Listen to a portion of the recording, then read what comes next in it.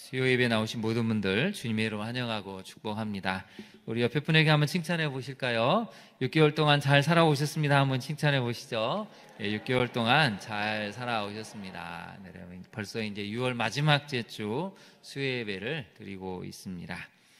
오늘은 특별히 6.25 금식 기도회로 드리고 있는데요. 여러분 오늘 한 끼 금식하셨습니까? 네, 저는 금식을 했습니다. 다행이에요. 6.25 금식 기도회니까 한 끼는 우리가 금식을 해봐야 되지 않을까요?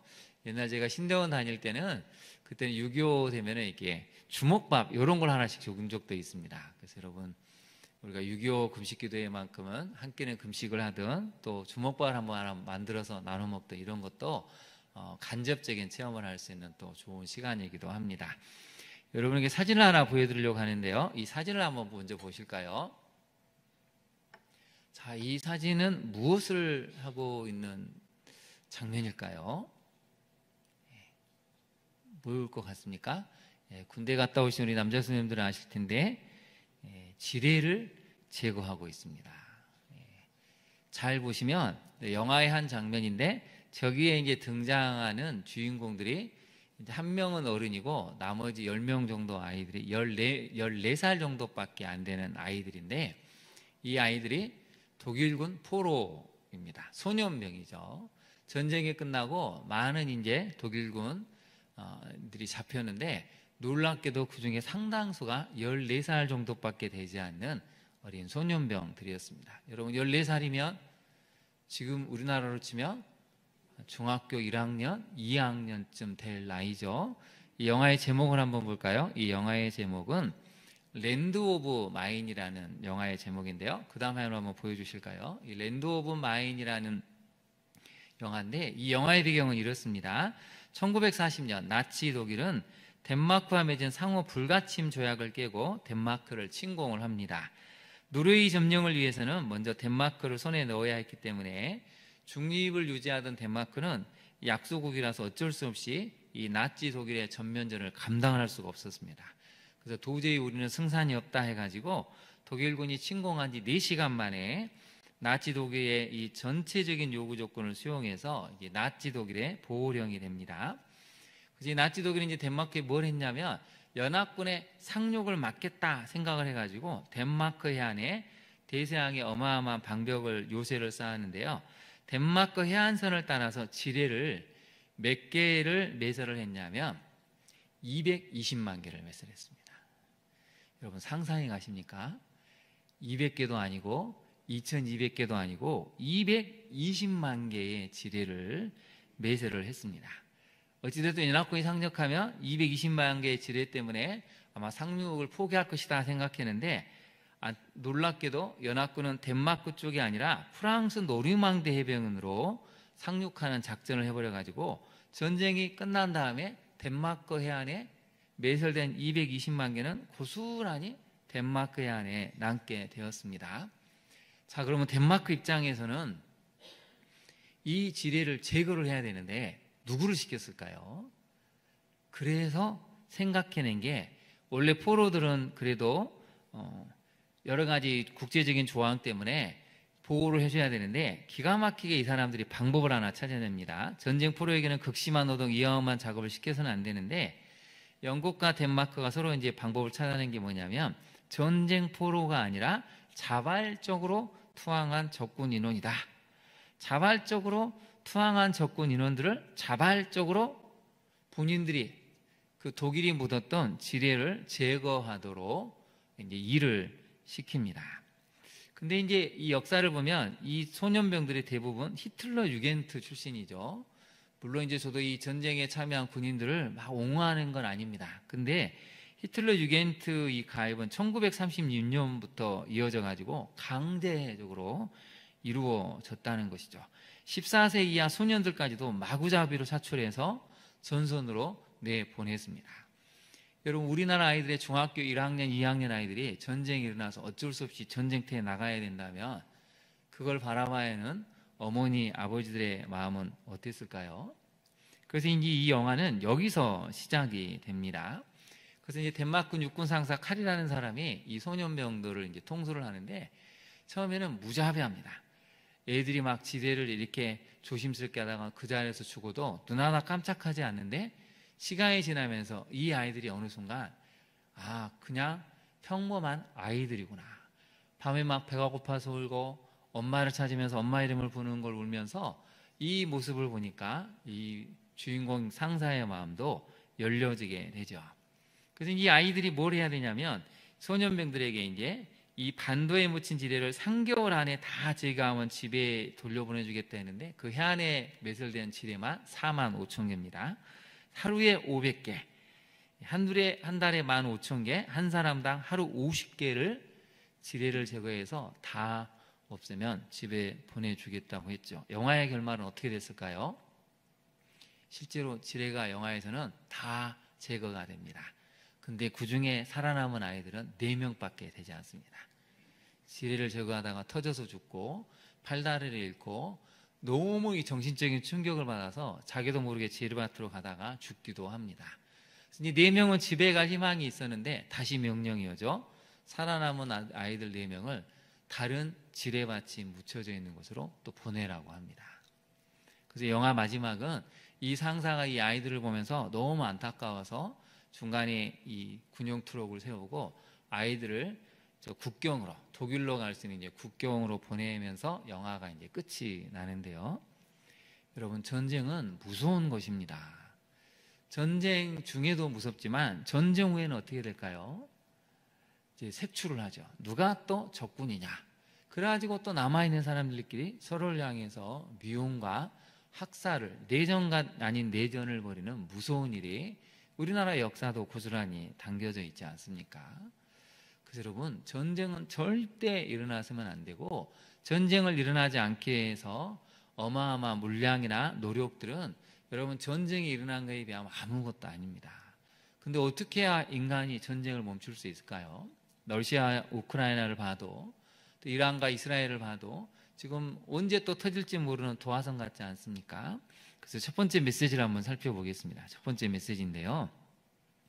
세상 모든 전쟁을 끝내시고 막힌 담을 허무시는 예수 그리스도, 그분을 사모하고 선포해야 합니다. 같이 한번 읽어볼까요? 시작. 세상 모든 전쟁을 끝내시고 막힌 담을 허무시는 예수 그리스도, 그분을 보해야 합니다.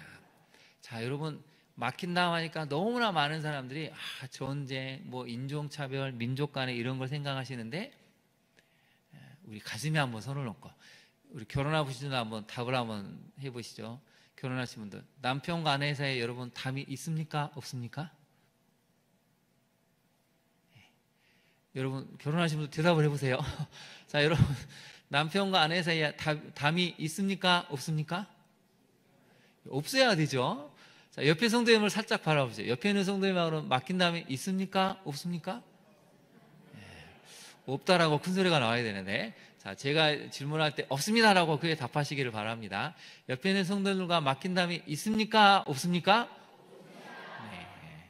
여러분, 왜 제가 이런 질문을 좀 드리냐면, 가까운 사람부터 담이 생기면요, 이게 시작이라는 것이죠.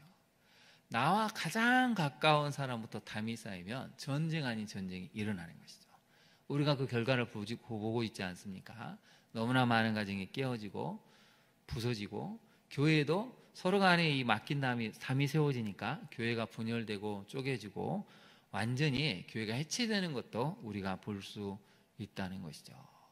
우리 안에 있는 담부터 치우지 않으면 우리가 아무리 기도를 해도 세상의 담은 허물어지지 않습니다. 그래서 이제 에베소서 2장 14절 말씀을 한번 볼까요? 에베소서 2장 14절 말씀을 같이 한번 읽어보겠습니다. 시작.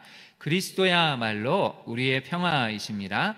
그분은 자신의 몸을 바쳐서 유대인과 이방인이 서로 원수가 되어 갈리게 했던 담을 헐어버리시고 그들을 화해시켜 하나로 만드시고, 유대인과 이방인이 서로 원수가 되어서 갈리게 했던 담을 예수님께서 오셔서 완전히 허물어 버리셨다는 거죠. 하나님과 인간 사이에 막힌 담도 허무시고 인간과 인간 사이에 막혀있던 담도 헐어버리셔서 그들을 화해시켜서 하나로 만드셨습니다. 그러면 믿는 사람들이 이루는 가정, 믿는 성도들이 있는 교회도 당연히 어떻게 해야 되죠? 담이 헐어버려지고 하나님이 화해시킨 것으로 하나가 되는 게 지극히 정상인데, 정상이 아니고 비정상인 이런 일이 많이 일어나고 있다는 것이죠. 그래서 여러분, 우리가 이 부분을 이렇게 읽었으면 좋겠는데요. 갈리게 했던 담을 헐어버리시고 우리를 화해시켜 하나로 만드시고. 이렇게 한번 읽어볼까요? 시작. 갈리게 했던 담을 헐어버리시고 우리를 화해시켜 하나로 만드시고. 자, 옆에 사람에게 한번 고백해 볼까요? 우리는 예수 안에서 하나입니다. 한번 해보실까요? 시작. 우리는 예수 안에서 하나입니다. 정말 옆에 사람과 담이 없습니까? 네. 눈을 쳐다보면서 정말 담이 없습니까? 네. 눈은 거짓말을 못한다 그러죠. 네. 담이 없어야 됩니다.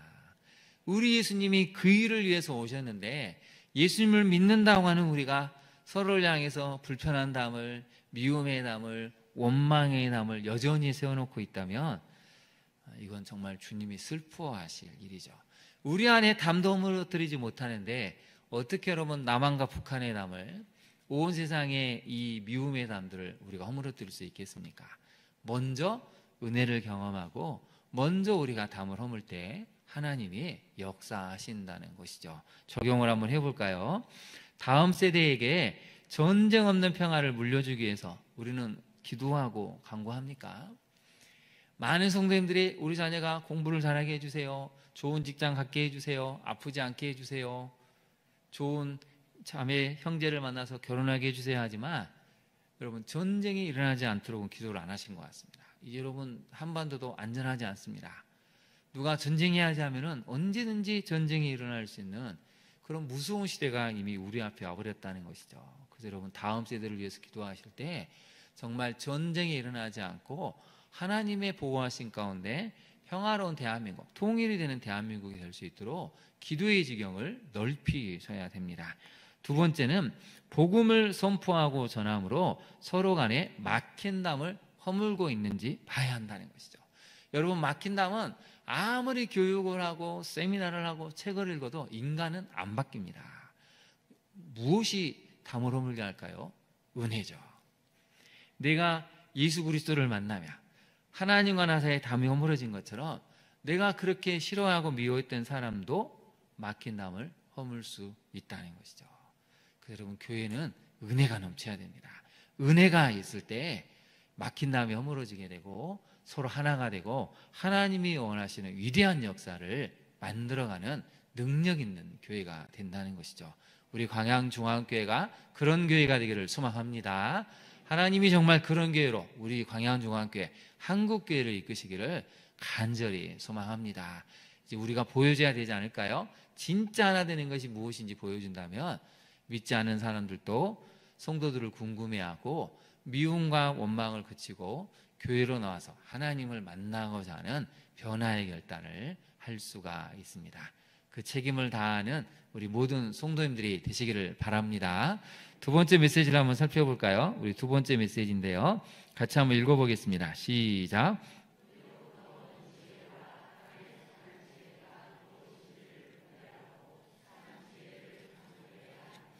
네, 여러분, 위로부터 오는 지혜가 있고 땅에 속한 지혜가 있습니다. 본문으로 한번 잠깐 가보실까요? 우리가 이제 다 읽지는 않았지만 여러분, 위로부터 오는 지혜, 땅에 속한 지혜가 있는데요. 14절을 한번 볼까요? 3장 14절을 보시면 땅에 속한 지혜가 있는데, 마음속에 독한 시계. 근데 여러분, 놀라운 단어가 나옵니다. 그냥 시기도 아니고 무슨 시기요? 독한 시기라는 거죠. 독한. 얼마나 이 독했으면 시기가 그냥 시기가 아니고 아주 독한 시기가 있고 다툼이 있으면 자랑하지 말라는 것이죠. 진리를 거슬고 거짓말하지 말라고 하는데, 이러한 지혜는 15절 같이 한번 읽어볼까요? 시작. 이러한 지혜는 위로부터 내려온 것이 아니요 땅 위의 것, 정욕의 것, 귀신의 것이죠. 그래서 여러분, 지혜는 두 종류가 있다는 것입니다. 위로부터 오는 지혜가 있는데, 이로부터 오는 지혜가 아닌 것은 세 가지 특징이 있죠. 땅 위의 것이면서 정욕의 것인데 마지막에 누구의 것이라고요? 귀신, 마귀의 것이라는 거죠. 그래서 여러분 우리가 세상을 살 때 보지 않습니까? 사람을 살리는 지혜를 내는 사람이 있는 것 같은데 반대로 사람을 죽이려고 지혜를 내는 사람도 어마어마하게 많다는 것을 보고 있지 않습니까? 그리스도인들도 분별해야 된다는 것입니다.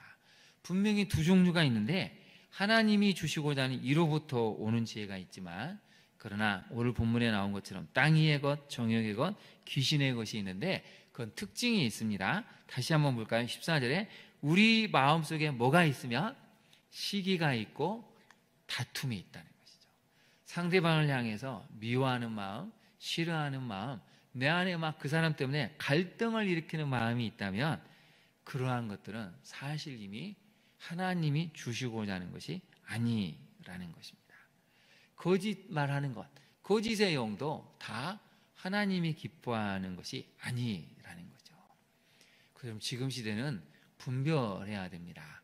무엇이 참 지혜고 무엇이 참 지혜가 아닌지 이걸 분별하지 못하면 우리가 이 본문에 나오는 그냥 이게 다 그런가 보다 하고 넘어갔을 때 교회 공동체가 엄청나게 잘못된 길로 간 땅 위의 정욕의 귀신의 것인 지혜를 소유해서 공동체가 무너지는 엄청난 일을 만들게 된다는 것이죠.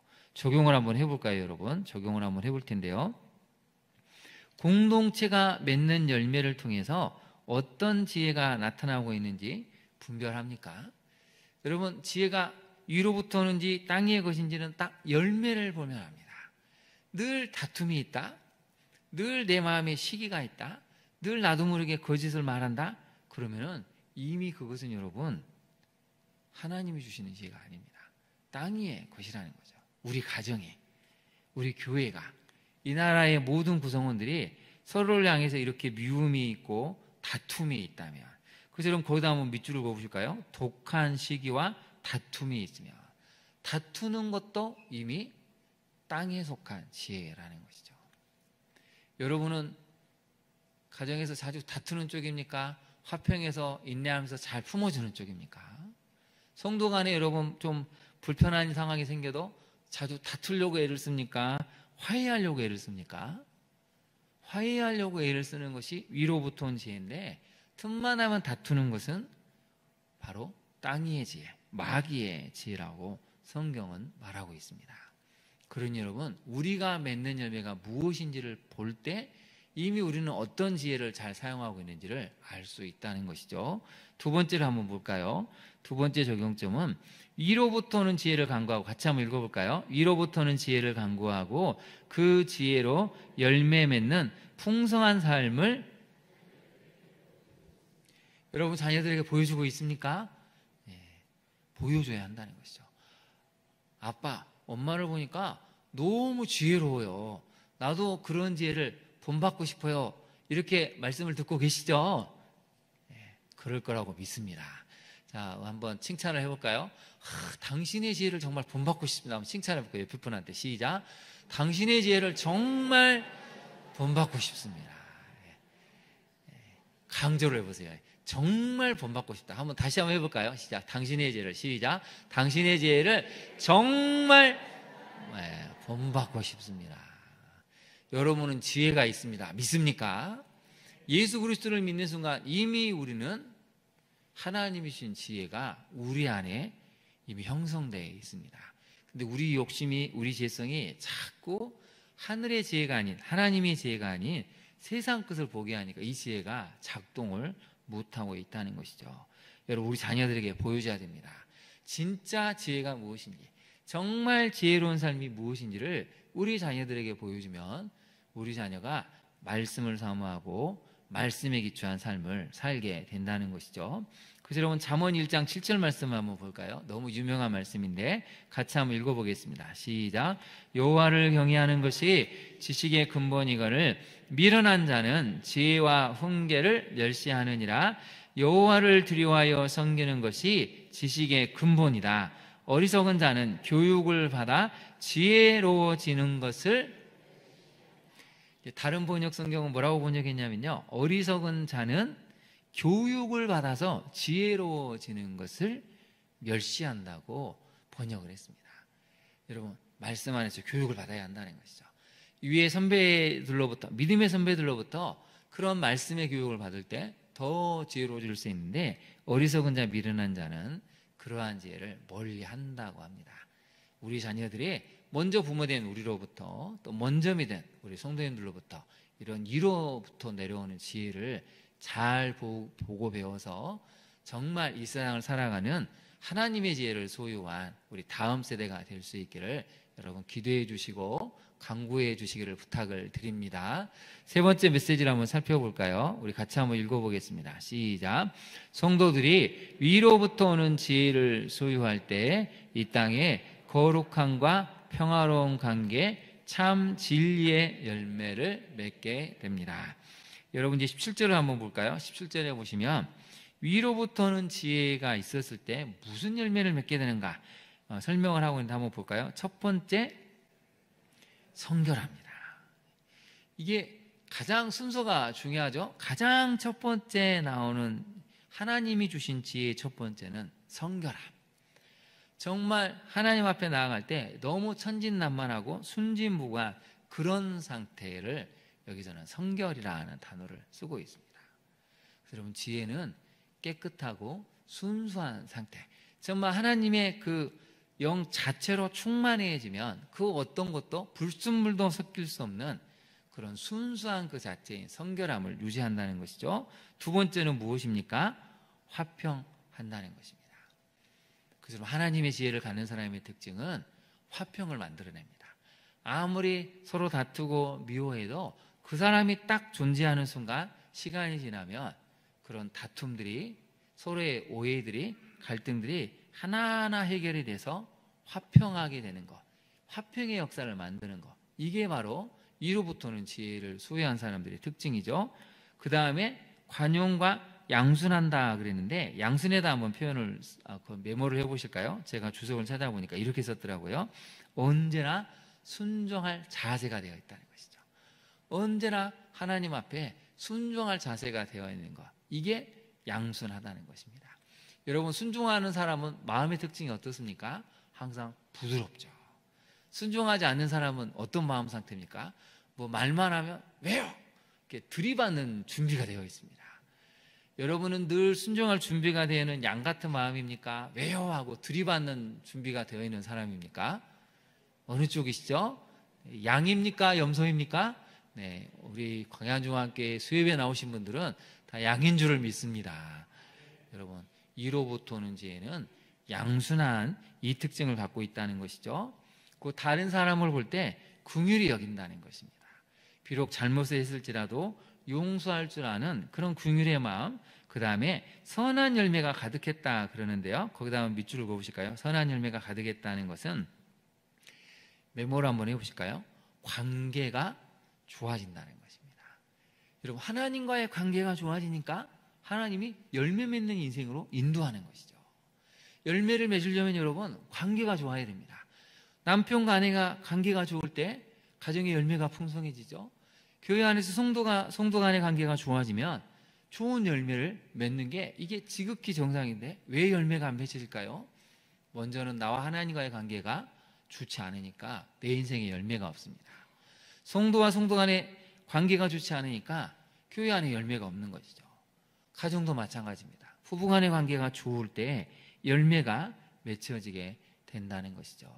오늘 수요예배 드리는 우리 모든 성도님들에게 하나님께서는 정말 이 선한 열매가 가득하기를 원하고 계십니다. 여러분 거기다 한 별표를 해보실까요? 가득하고 라는 것이죠. 그냥 선한 열매를 맺고라고 표현하지 않고 가득하고 라고 표현했습니다. 얼마나 이로부터 온 지혜는 놀랍습니까? 그냥 선한 열매를 맺는다가 아니라 맺는데 그냥 가득하게 맺도록 해준다는 것이죠. 그 다음에 이로부터 온 지혜는 어떻게 되냐면 편견과 거짓이 없다고 했죠. 다른 사람을 봤을 때 내 잣대로 보지 않는다는 것입니다. 항상 하나님의 시각, 하나님의 시선으로 보니까 그 사람이 어떤 행동을 하든지 무엇을 하든지 간에 하나님의 시선으로 보면서 있는 모습 그대로 받아주는 그런 지혜로운 자의 삶을 살게 된다는 것이죠. 여러분 18절을 이제 한번 읽어볼까요? 우리 18절 말씀을 같이 한번 읽어보겠습니다. 시작. 화평하게 하는 자들은 화평으로 심어 무엇을 거둔다고요? 의의 열매를 거두느니라. 이로부터 온 지혜는 마지막은 결국 열매 맺는 삶이라고 알려주고 있습니다. 적용을 한번 해볼까요?